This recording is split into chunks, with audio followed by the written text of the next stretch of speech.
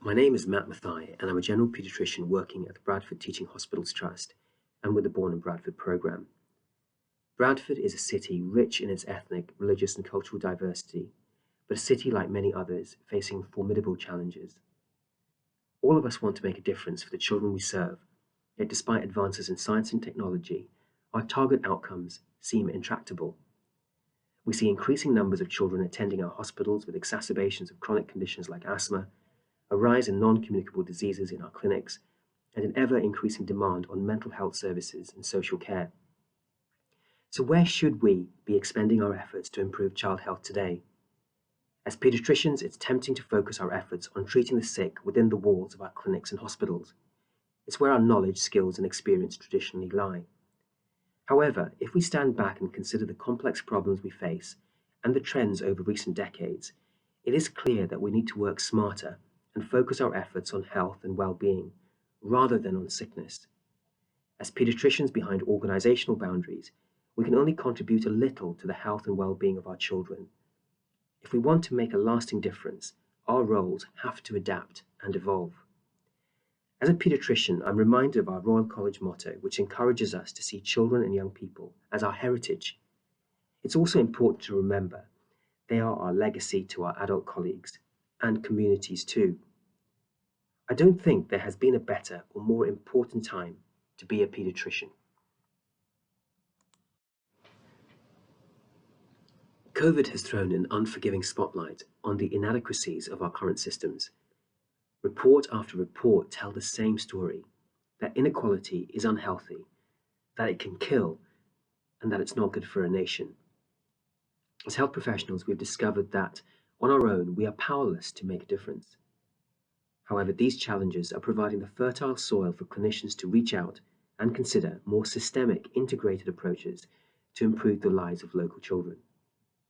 As part of Bradford's Act as One programme, we are committed to collaborative working with a shared vision for children and young people to be happy, healthy, and at home. This shared vision is starting to shape pathways and models in both urgent and elective care. Using quality improvement methods, we've been working with families and community partners to reduce the burden of admissions to hospital. This has resulted in nurses and allied staff with enhanced skills able to improve hospital flow and provide specialist care at home. Families who previously struggled to gain access to care can do so now with remote assessment technology, reducing their need for hospital and clinic attendance. We're also looking at inspiring national and international models of service integration to see how these can work in our local context.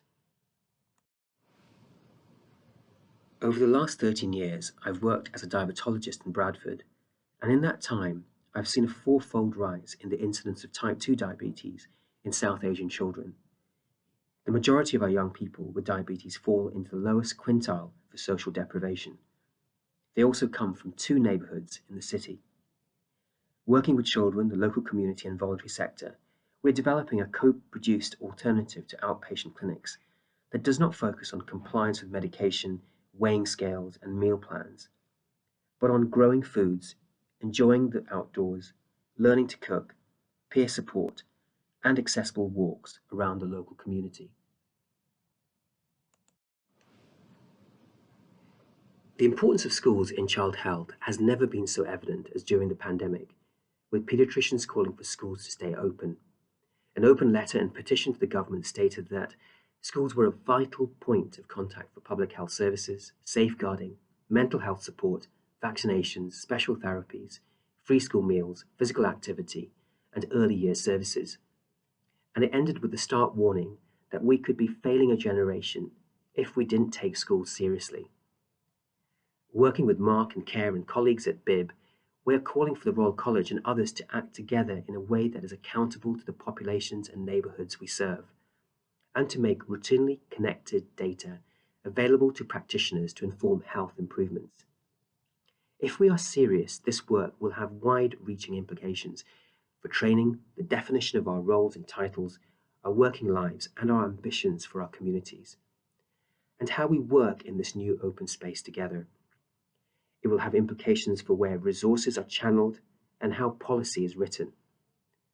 I believe our role as health professionals in the coming years will be to work with strategic partners to discover, amplify, and harness the powers in our communities, to advocate for our local health and wellbeing activists, and ultimately become part of the supporting structure that allows transformation to happen in our streets, schools, and neighborhoods. When we add this collaborative and strategic approach across complex systems to life course health science embodied in the BIG program and other national and international cohort studies, the potential to tailor our interventions and approaches becomes a tantalizing reality. I believe this is the new age of pediatric care. Thank you for listening.